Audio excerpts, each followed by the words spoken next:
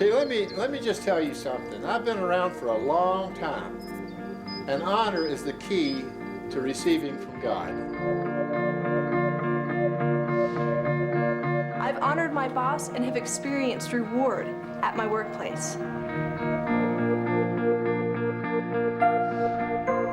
I honor, therefore I am honored.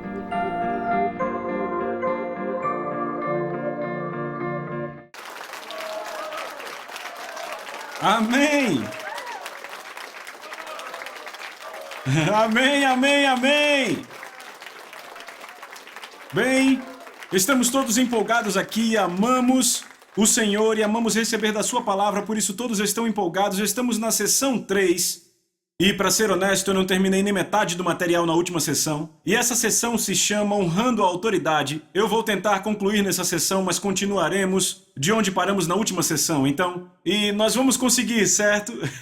Amém? Você está pronto para a palavra? Certo, então você pode sentar. Então, nessa sessão, nós vamos voltar para Mateus capítulo 10. E se você quiser, ponha um marcador na sua Bíblia em Romanos capítulo 13. Então vamos voltar a Mateus 10, verso 42. Eu quero revisar outra vez o que estamos mostrando. Primeiramente, João fala e ora para que nós recebamos a recompensa completa. Notamos no Evangelho que há pessoas que recebem recompensas parciais, alguns que não recebem recompensa e outros que recebem recompensa completa. Tudo isso tem a ver com uma palavra e eu quero que vocês gritem ela.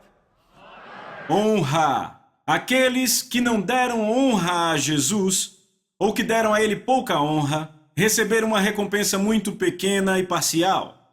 Aqueles que deram a ele honra abundante, receberam recompensa completa, e os que não deram nenhuma honra, ficaram sem recompensa. Temos o exemplo em Nazaré. Jesus foi lá e a Bíblia diz que ele não pôde fazer obras poderosas. Por quê? Porque retiveram a honra dele. Então ele só pôde impor as mãos em algumas pessoas adoentadas e foram curadas. Olhos cegos não se abriram, não houve nenhuma cura maior. Talvez alguma dor nas costas curada, talvez algumas artrites ou dores de cabeça.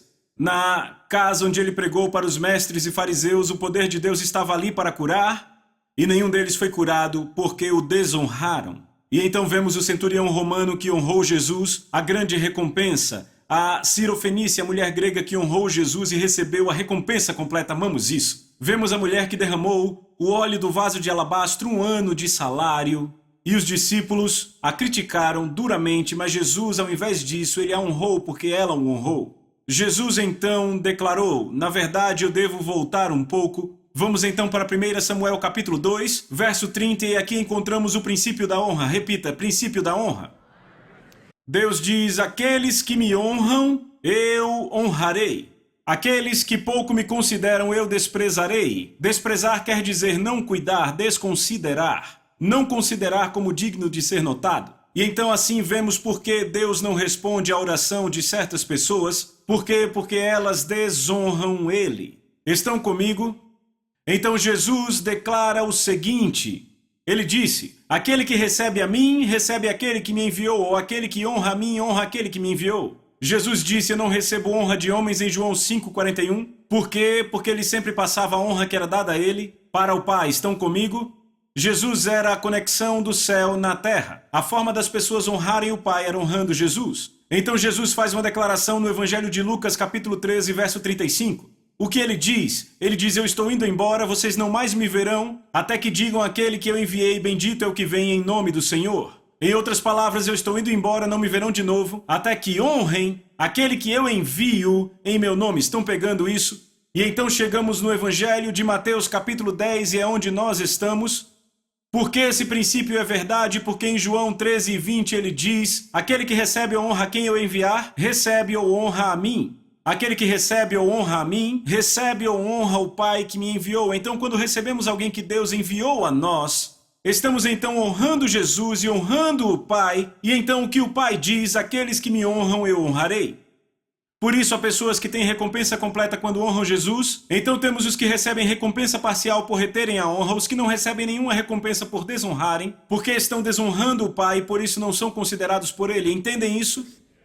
Agora, no Evangelho de Mateus capítulo 10, Jesus declara: aquele que receber vocês, e eu vou ler assim: aquele que honra vocês, honra a mim, Jesus. E aquele que honra a mim, honra o Pai que me enviou. Aquele que recebe o profeta no caráter de profeta recebe a recompensa do profeta. Então esse é alguém que tem autoridade sobre nós. Repitam, autoridade.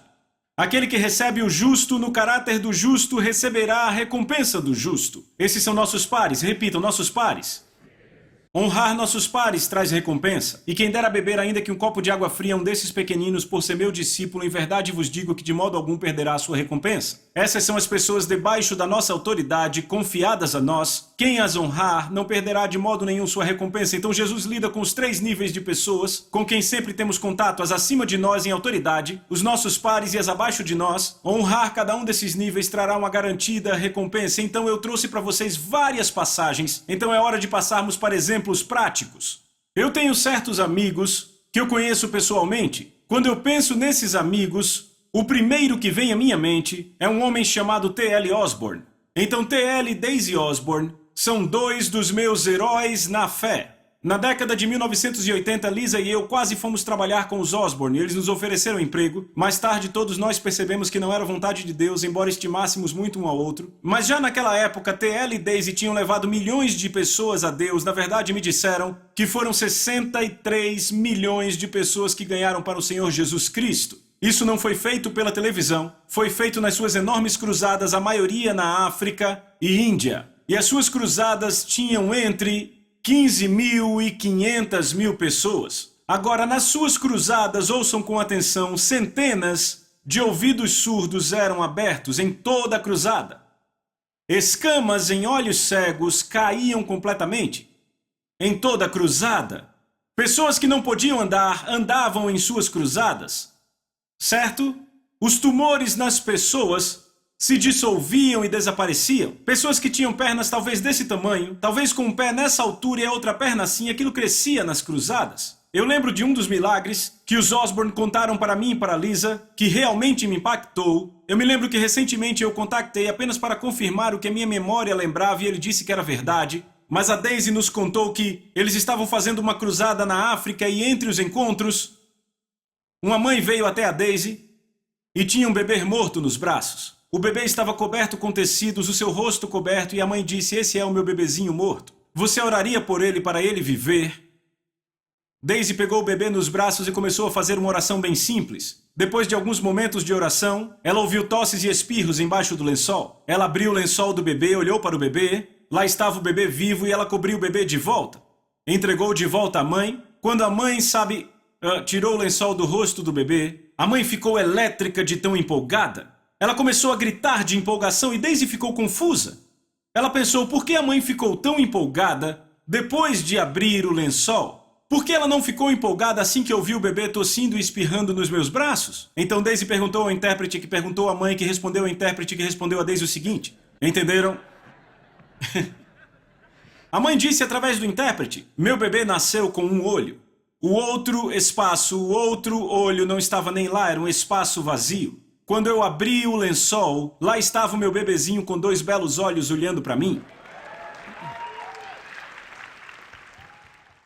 Eu lembro de outro amigo meu que faz cruzadas na África, principalmente na Etiópia e Sudão.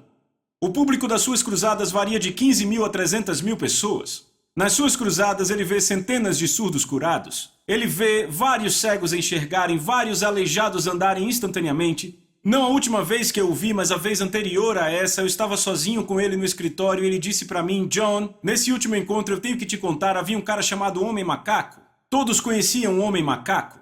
Ele disse ele era tão cheio de demônios que ele vivia nas árvores totalmente nu. Ok, não conseguiam domá-lo, não conseguiam mantê-lo vestido, então um grupo de homens o agarraram e o acorrentaram, literalmente acorrentaram, e o trouxeram à minha cruzada. Ele disse, eu nem sabia disso. Ele disse, enquanto eu estava pregando, eu vejo esse homem voando no ar a 2,5 metros de altura. E ele caiu. Ele disse, eu pensei que o cara tinha morrido. E ele disse, mas no dia seguinte ele estava na minha plataforma, testemunhando, vestido com um belo terno, como Deus o tinha curado.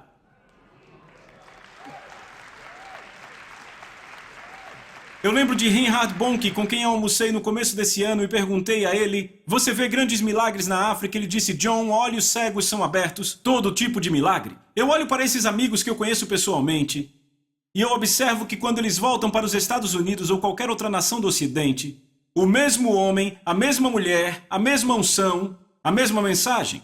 Algumas dores de cabeça são curadas, talvez uma artrite, talvez uma dor nas costas. Por quê? Uma palavra: honra. Eu estive na África, eu preguei em Angola, eu preguei no Quênia, eu preguei no Zimbábue, eu estive em outras nações na África. Às vezes, quando vou na África, eu quase fico desconfortável com a forma como me tratam. Sabe, eles quase me tratam como um rei. Sabe, eles me colocam no melhor hotel e eu sei que eles não têm dinheiro para isso. Me põem em quartos com ar-condicionado quando ninguém tem ar-condicionado, não me deixam carregar nada. Eu lembro que eu estava pregando nesse encontro, sabe, tinha cerca de 10 mil pessoas no encontro, e depois que eu acabei de pregar, naquela tenda, havia uma tenda na cidade com 10 mil pessoas, me levaram de volta para o quarto, 3 mulheres vieram na minha direção, me sentaram numa cadeira que parecia um trono, eu sentei ali, aquelas mulheres vieram, se ajoelharam, uma tinha uma bacia, outra tinha uma toalha no braço e outra tinha uma jarra com água. E elas me pediram para estender as mãos para lavarem minhas mãos. E eu consigo lavar minhas mãos? E parecia que o Espírito Santo por dentro me dizia, deixe elas lavarem suas mãos. E elas lavaram minhas mãos. Eu me lembro quando eu estava no Zimbábue, provavelmente uma das maiores unções de que eu me lembro em minha vida. A propósito, eu digo que as maiores unções de que eu me lembro na década de 1990, a década inteira, ocorreram no Zimbábue. Me pediram para orar por um homem ali que tinha 5 milhões de pessoas na sua igreja, certo? Em 80 nações na África. Todo fevereiro ele faz o que chamam de Semana da Fé, ok? E na Semana da Fé o que ele faz? Chama pessoas da Europa e da América para virem e ensinar a seus pastores sêniors, seus 600 pastores sêniors, por uma semana, ok? E ele não permite nenhum pastor auxiliar, apenas pastores sêniors, ok? E eu fui convidado a participar de uma dessas semanas na década de 90.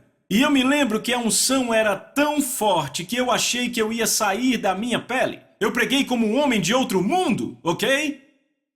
E eu me lembro que entre um e outro encontro eu estava sentado numa casa e uma pessoa veio e fez aquele tipo de serviço que eu acabei de descrever a vocês. E enquanto aquela pessoa estava saindo, o apóstolo olhou para mim e disse, você viu quem acabou de fazer isso por você? E eu disse, sim, eu vi. Ele disse, aquela pessoa é o chefe da Polícia Federal de toda a nação. Eu disse, e ele fez isso por mim? E ele olhou para mim meio confuso e disse, você é o homem de Deus, não é? E de repente eu pensei, não entendemos, não pegamos isso na América. Simplesmente não entendemos. Uma das unções mais poderosas debaixo da qual eu operei, nos meus 18 anos de viagem por todo o mundo, foram em nações do terceiro mundo ou em desenvolvimento, foram em prisões ou em bases militares. Por quê? Porque esses 3 lugares normalmente entendem honra e autoridade. Estão comigo? Eu me lembro quando eu finalmente descobri que não tinha nada a ver comigo como pregador, mas tinha tudo a ver com a forma como me receberam. Me pediram para pregar numa igreja na parte sul dos Estados Unidos na década de 90, e eu lembro que o pastor presidente disse para mim, ouça, o nosso culto não começa até às 11 e eu sou o capelão, assistente na prisão. Nós temos uma prisão que é a prisão de segurança máxima número 1 aqui, nessa comunidade. E eu sou o capelão assistente. Você se importaria em participar do culto de domingo de manhã lá às 8? Eu disse, não, eu adoraria. Então eu lembro de ir para aquela prisão às 8 da manhã, cerca de 100 a 130 homens naquela prisão. Naquele culto na capela, ok? Sabe, havia 1.600 homens em toda a prisão, mas apenas 130 vieram para o culto naquele domingo de manhã. Eu lembro que o louvor e a adoração foi maravilhoso. Sabe, a presença de Deus, eu olhei para o líder do louvor e os seus olhos estavam completamente limpos. Eu lembro daqueles caras cantando, eu subi para pregar e naquele dia eu preguei como um homem totalmente selvagem. Sabe, eu quase saí do meu corpo, eu fiquei pregando ali realmente de uma forma selvagem, correndo de um lado para o outro, naquela plataforma ali na prisão e, sabem, enlouquecendo e aqueles caras ali em pé. Isso, sabe? E eles gritavam enquanto eu pregava. Então, pela próxima hora e meia, o Espírito Santo se moveu ali que você não acredita. Os caras ficando cheios do Espírito Santo, caras curados, outros chamados para o ministério, todos pelo chão chorando e gritando. Ok? Sabe, o líder do louvor, eu cheguei para ele e perguntei por quanto tempo você vai ficar aqui? Ele olhou para mim direto nos olhos e disse, eu cumpro 3 prisões perpétuas, senhor. E eu, ok, esse cara matou pessoas. E ainda assim seus olhos estavam limpos como eu não vejo muitas pessoas na igreja. Então, meu assistente que estava viajando comigo, meu assistente de viagem, sobe na plataforma chorando, ok? E ele disse, se eu vivesse nessa comunidade, essa seria minha igreja local. O lugar veio abaixo. Então, o pastor, eu e meu assistente voltamos para o carro, voltando para a igreja, estávamos em stand-by, fora de área ou temporariamente desligado, ok? A gente poderia ir voando para aquela igreja. Estávamos, rapaz, hoje foi demais e eu acredito que o culto vai ser ainda melhor porque a glória daquela prisão vai invadir a igreja. Eu entrei naquela igreja, o culto das 11, eu mal consegui pregar. Eu mal consegui falar, a unção estava retida. Eu não conseguia pregar. Lembra que ele não pôde fazer obras poderosas? Eu não conseguia pregar. Eu fiquei tão triste com aquelas pessoas. Quando eu terminei, 90% estavam no altar.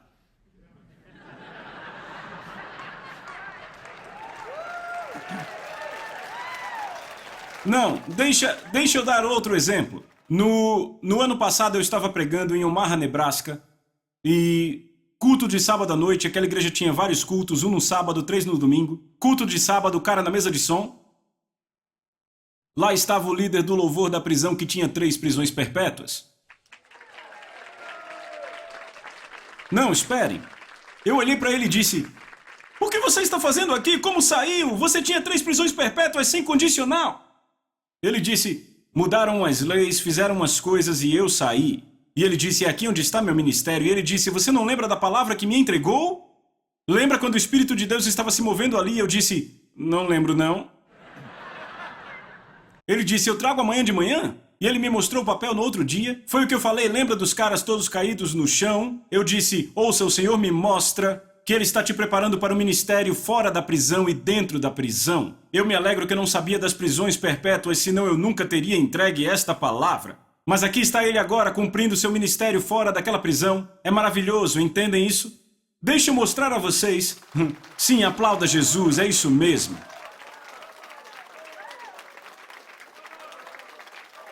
Deixa eu mostrar a vocês que não tem nada a ver, que por toda a Bíblia não tem nada a ver com o mensageiro, mas ao invés disso, como o mensageiro é recebido.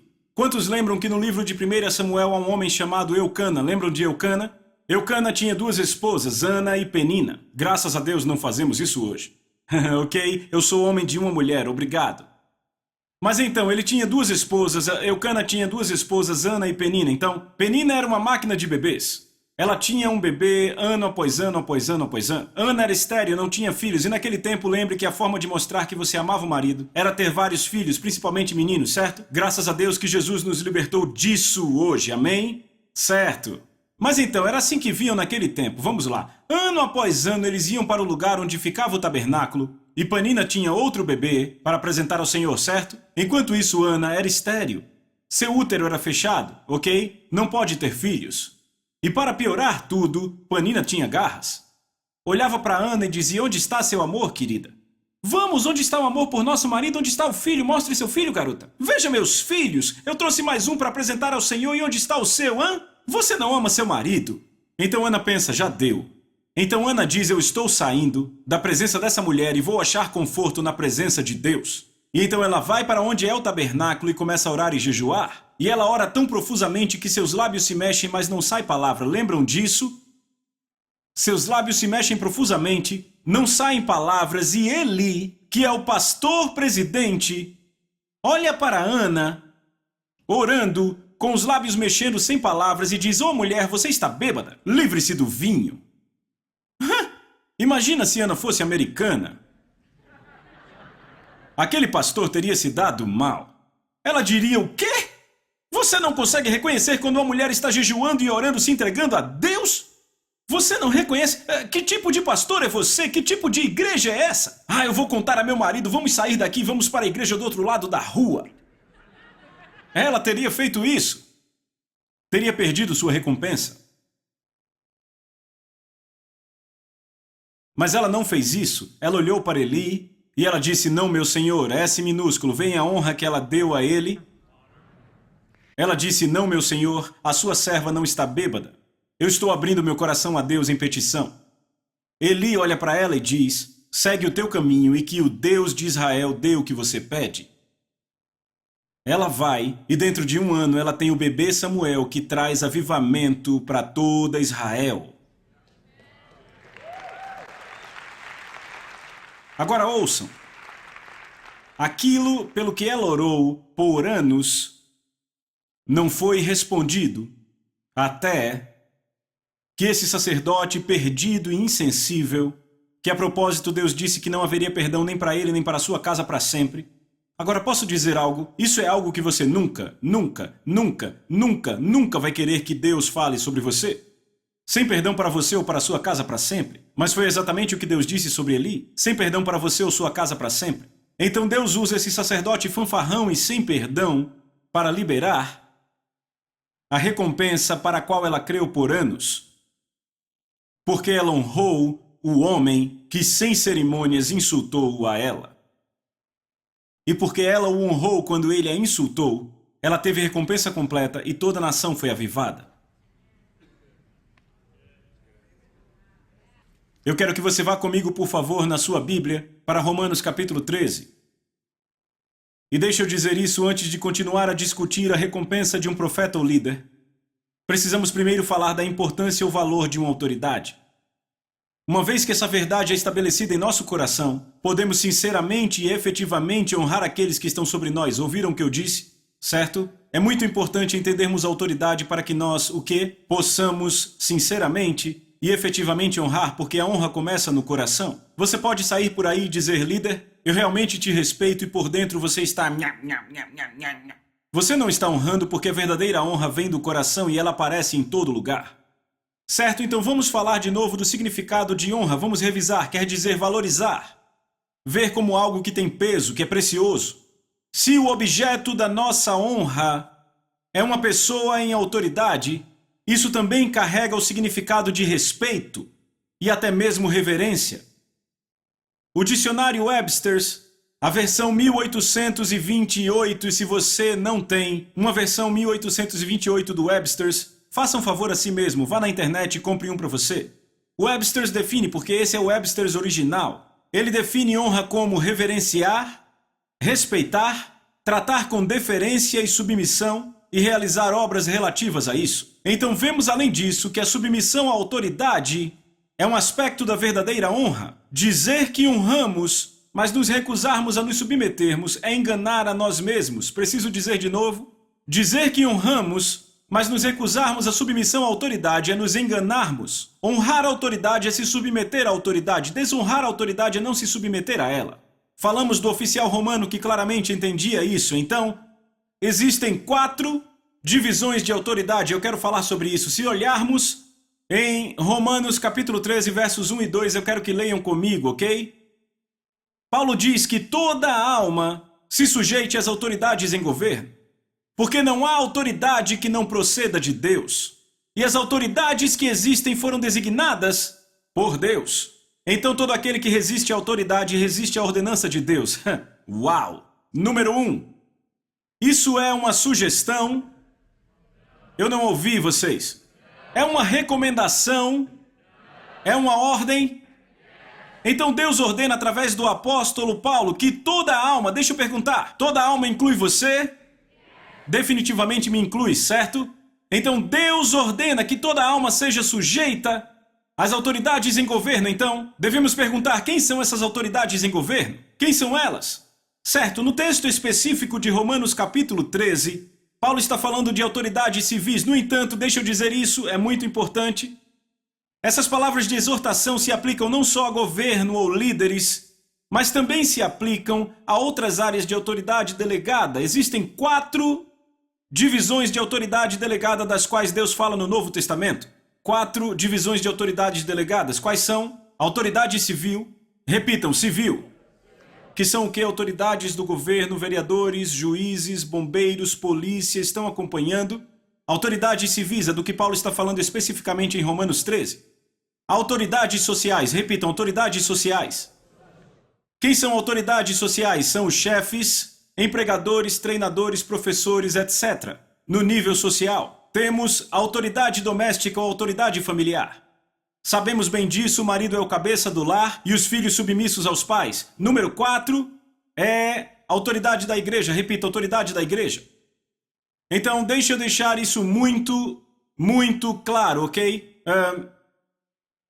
O Novo Testamento dá diretrizes específicas para cada uma dessas 4 áreas de autoridade delegada. No entanto, na maioria dos casos, o conselho ultrapassa as fronteiras e se estende para todas as áreas da autoridade delegada. Estão acompanhando? Então pode ser que esteja falando especificamente da civil, mas ela se expande para todas as outras 4 por igual. Estão acompanhando? Agora, se lembrarem sobre receber um profeta no caráter do profeta, Jesus acompanhou isso com o justo e também com o pequenino. Como eu disse antes, com isso temos os 3 tipos de seres humanos que encontramos, os acima de nós, os no nosso nível e os que nos foram confiados. Em respeito àqueles acima de nós, repita, acima de nós.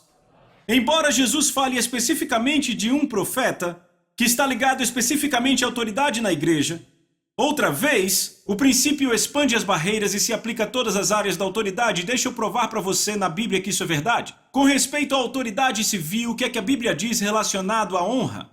Romanos 13, versos 6 e 7, a versão do inglês de hoje diz assim: é por isso também que vocês pagam impostos, repitam, impostos. Porque as autoridades estão trabalhando para Deus quando cumprem seus trabalhos. Pague a elas o que você deve a elas. Pague seus impostos pessoais e de propriedades e mostrem respeito e honra por todas elas. Já notou que, como crente, você percebe a honra pulando do seu coração quando vê um policial? Como crente, a resposta correta seria amém. Certo, e quanto às autoridades sociais? Deus diz para honrarmos autoridades sociais, chefes, professores. 1 Timóteo 6,1 na versão padrão da América, que tantos que são servos debaixo de jugo contem seus próprios mestres como dignos de toda honra. Repita, toda honra. Agora, como leríamos isso hoje? Leríamos assim: que todos quantos são empregados por contrato considerem seus chefes como dignos de toda honra. Ou poderia ser assim: que todos os estudantes considerem seus professores como dignos de toda honra, ou treinadores, etc., certo? Com respeito à autoridade familiar, Efésios 5:33 diz que a esposa cuide para respeitar ou honrar seu marido. E quanto aos filhos diz: honra teu pai e tua mãe, que é o primeiro mandamento, com promessa, para que possas ir bem e para que tenhas uma longa vida sobre a terra. E com respeito à autoridade na igreja, 1 Tessalonicenses 5, 12 e 13 diz: irmãos e irmãs, honrem, repitam, honrem aqueles que são seus líderes na obra de Deus, que trabalham duro por vocês e os alertam contra tudo que é errado. Pensem o melhor deles e deem a eles um amor completo. Então vemos que Deus diz para você honrar todas as 4 áreas da autoridade delegada. Se você honrá-los, Deus diz que em honrar as autoridades, o que acontece? Você tem recompensa. Agora, nas próximas sessões, eu vou falar de cada uma em detalhes. Vou falar de autoridades civis, das autoridades sociais, da autoridade do lar e também vou falar de quê? Da igreja. E então entramos nos pares e daí aqueles confiados a nós. Então, vamos falar sobre um reino, o reino de Deus, certo? Devemos lembrar que o reino de Deus é simplesmente isso. Um reino, repita, um reino. Um reino tem hierarquia, tem autoridade e tem ordem. Já fazem muitos anos que eu digo isso. Eu descobri que o povo do Ocidente é o povo mais difícil para se pregar a palavra de Deus. E a razão para isso, na verdade, é bem básica. Qual é? Somos pessoas tentando entender princípios de um reino com uma mente democrática. O reino de Deus não é uma democracia, é um reino. Então, se você tentar se relacionar com Deus com uma mentalidade democrática, você e Deus estarão em planos totalmente diferentes. Você pode facilmente ser mal direcionado, repita, mal direcionado. Foi por isso que Jesus disse que nos últimos dias muitos serão enganados, porque hoje na nossa sociedade existe uma crescente e gritante insubordinação. Estão comigo? Na América é quase como se fôssemos treinados para não nos submetermos à autoridade. Por isso, quando você nasce de novo, tem que ter a sua mente renovada. E o que é triste é que isso flui pela igreja também. E eu acredito que é uma das razões pela qual as igrejas se dividem tanto. Por quê? Porque as pessoas têm esse problema com a autoridade, elas se dividem e formam grupos em casa. E deixa eu dizer algo, grupos em casa, por si sós, sem uma igreja local neotestamentária, não serão saudáveis. É um bom lugar para dizer amém. E alguém diz, mas John, na China, grupos em casa, a igreja toda é assim lá, temos que entender, são perseguidos, por isso grupos em casa. Mas eu vou dizer, são totalmente organizados. Notem que Paulo disse vocês devem designar. Ele disse a Timóteo e a Tito, apontem presbíteros e diáconos na igreja, vocês lembram disso? Se olharmos para a China, são tão organizados que ofertamos 250 mil livros na China e foram todos entregues em 2 dias. Eu estive lá ano passado e me encontrei com 5 líderes de igrejas chineses e aqueles caras eram responsáveis pelo número, eu acho que era 80 milhões de cristãos. Ok, eu estou pensando em ir nesse encontro de novo no ano que vem. Então, deixa eu dizer, esta é a razão na China. Na América, se olharmos o livro de Atos, eles iam de casa em casa, isso é bom, muitas pessoas assistem cursos de casa em casa, fazem estudos bíblicos, estudos familiares, devemos fazer isso, mas você precisa estar numa igreja local neotestamentária onde há governo e autoridade, porque Deus instituiu isso. Porque lembrem do que ele disse em Romanos 13, 1 e 2, que toda alma seja sujeita às autoridades em governo, pois não há autoridade, repita, não há autoridade. E eu adiciono, não há autoridade legítima, porque há autoridade ilegítima, que se autonomeiam como líderes, que Paulo diz, não lhes demos nenhuma hora de submissão, dizemos hoje, não lhe damos nem um minuto de atenção.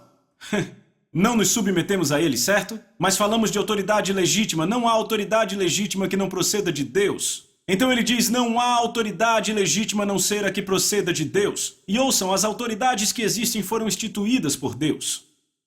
Repitam, instituídas. Diga de novo. Outra vez. Não diz eleitas, não diz selecionadas, diz instituídas. Eu lembro quando o presidente Clinton ganhou a eleição em 92, eu fiquei deprimido por 3 dias. E eu lembro que no 3º dia, não me entenda errado, você vai entender tudo daqui a pouco. No 3º dia Deus falou comigo. Ele disse, ninguém assume o cargo sem que eu saiba. E de repente eu percebi que a Bíblia diz, ei, dê graças por ele, faça intercessões por ele. Ore por ele, porque para que eu viva uma vida tranquila e mansa com toda piedade e respeito. Há uma recompensa por honrar meu presidente. Sabe o que aconteceu quando comecei a orar pelo presidente mesmo sem ter votado nele? Um amor tamanho cresceu por ele dentro de mim.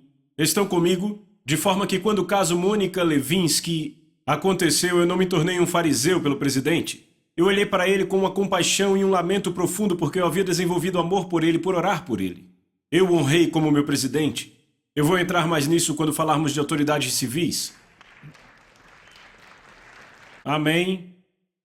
Autoridades não são eleitas, não são selecionadas, são instituídas por Deus. Veja que a palavra instituída lá em Romanos 13 vem da palavra grega tasso, T-A-S-S-O, e a definição dela é atribuir, ordenar ou definir. De forma alguma, ela se aplica em uma definição com opções, é uma indicação direta. Estão vendo isso? Agora, deixa eu dizer isso. Toda vez que eu começo a falar sobre isso, eu tenho crentes vindo até mim e eles dizem para mim, John, como você pode dizer que toda autoridade é de Deus? Bem, primeiramente eu não disse isso, a Bíblia disse. Agora, ou você vai ler o que você crê ou vai crer no que lê. E tem muita gente que gosta de ler o que crê, e é por isso que o engano chega em suas vidas. Quando eu fui salvo, a minha igreja, deixa eu dizer, a minha igreja, dizia 656 contradições na Bíblia. Dizia que nem dava para provar que Jesus ressuscitou na Bíblia. Então, quando eu fui salvo, eu disse, eu vou crer no que eu ler. Quer eu entenda ou não, quantos sabem que isso é o temor do Senhor e o temor do Senhor é o princípio do entendimento? Então, se a minha Bíblia diz que toda autoridade foi instituída por Deus, eu acredito. E quando as pessoas vêm para mim e dizem, mas John, há autoridades que são cruéis, maldosas. Sabe o que eu digo a elas? Eu olho para elas e digo, sim, a Bíblia diz que toda autoridade é de Deus. Mas ela não diz que toda autoridade é guiada por Deus. Deixa eu dar exemplos. Você vai ver na Bíblia que Deus diz, eu te levantei, Faraó. Você vê no livro de Êxodo e no livro de Romanos, 2 lugares. Deus levantou o Faraó. Mas Faraó não era um líder de Deus. Longe disso. Se olharmos Nabucodonosor, Deus disse sobre ele, na verdade eu tenho a referência, vou passar para vocês. Nabucodonosor, Deus diz em Jeremias 43:10 que Nabucodonosor era meu servo, e então Deus diz, fui eu que levantei o seu trono. Em Jeremias, ouçam, Nabucodonosor foi tão desobediente a Deus que por um ano inteiro ele comeu capim como um boi selvagem, ele viveu com os animais, Ele foi molhado pelo orvalho do céu até que seu cabelo cresceu como penas de águia e suas unhas como garras de aves. Estão comigo? Mas Deus o chama de meu servo. Agora deixa eu compartilhar algo com vocês para não sairmos do equilíbrio. Eu vou falar disso de novo para ter certeza que vocês entendem. A Bíblia ensina honra incondicional e submissão às autoridades. Ela não ensina obediência incondicional às autoridades. Um bom exemplo disso é Nabucodonosor. Lembram que Nabucodonosor fez uma estátua de ouro? Lembram disso? Ele disse, toda vez que a música tocar, o que vocês fazem? Vocês se curvam e vocês adoram essa estátua, correto? Estão acompanhando? Bem, isso viola o segundo mandamento. A única vez em que Deus diz para não obedecer uma autoridade é a única vez, repita, a única vez, é quando a autoridade te diz para desobedecer a esse livro. Estão comigo? É quando não obedecemos a uma autoridade, mas nosso coração ainda está submisso e ainda honramos como autoridade. Bem, então isso violava o segundo mandamento, e quando a música tocou, Sadraque, Mesaque e Abdenego não se curvaram, e quando o rei ouviu sobre isso, ele ficou furioso. Sadraque, Mesaque e Abdenego foram levados ao rei Nabucodonosor, e ele estava com muita raiva. Sadraque, Mesaque e Abdenego olharam para ele e disseram, Vossa Alteza, 2 vezes na Nova Tradução Viva, não podemos e não iremos obedecer o seu comando para pecarmos. Agora notaram que eles dizem Vossa Alteza? Dizer Vossa Alteza para ele era tratá-lo com a maior deferência, honra e respeito. Ainda estavam submissos à posição de autoridade dele, mas não obedeceram à sua ordem para pecarem. Como resultado, foram lançados na fornalha de fogo, quantos lembram? E sabe o que aconteceu naquela fornalha? As cordas se queimaram e eles andaram com o Filho de Deus. Bem, Nabucodonosor disse como filho de Deus, eu acredito que era um anjo enorme. Então Nabucodonosor mandou tirá-los, e quando tiraram, eles nem tinham cheiro de fogo, estavam limpos, mas as suas amarras foram queimadas pelo fogo. O quão impressionante é isso? E então sabe o que a Bíblia diz? Estão prontos? Diz em Daniel capítulo 3, verso 30, Então o rei promoveu Sadraque, Mesaque e Abdenego na província da Babilônia. Veja, eles não obedeceram o comando para pecar, mas eles o honraram. Ele era um rei piedoso, não comendo capim como um boi e criando ídolos. Mas eles o honraram, e o que aconteceu? Receberam a recompensa completa, foram promovidos. Isso pode não acontecer com o seu chefe e você ser promovido, eu vou falar disso, das autoridades civis e sociais. Mas vocês estão tendo o entendimento de que Deus é aquele que estabelece autoridades. Deixa eu terminar dizendo isso. Se você realmente é nascido de novo, então você já conhece a Deus, e se você o conhece, você conhece a autoridade dele, porque Deus e a sua autoridade são inseparáveis. Me mostre alguém que não respeita a autoridade, que não honra a autoridade, e eu te mostrarei alguém que realmente não nasceu de novo. Você diz, John, como você sabe? Jesus disse que se conhece pelos frutos. Qualquer um que não tem respeito pela autoridade, que não honra a autoridade, é alguém que não nasceu de novo. Veja Davi teve um líder muito mau, que a propósito Deus pôs sobre ele, mas Davi o honrou, mesmo depois de Deus julgar Saul, Davi o honrou. E quer ouvir sobre a recompensa de Davi? Quer ouvir a recompensa de Davi? Ouçam isso. Deus disse em Salmos 89, ouça, Davi não o tocou, mesmo quando seu servo disse para matá-lo, mesmo quando o encorajavam a matar seu rei, Davi não fez isso, ele viveu 14 anos em desertos. E finalmente, Deus julgou Saul. Quando Deus julga Saul, Davi sabe disso e canta uma canção de amor para Saul e Jonatas. Então ele honrou o homem mesmo depois de julgado.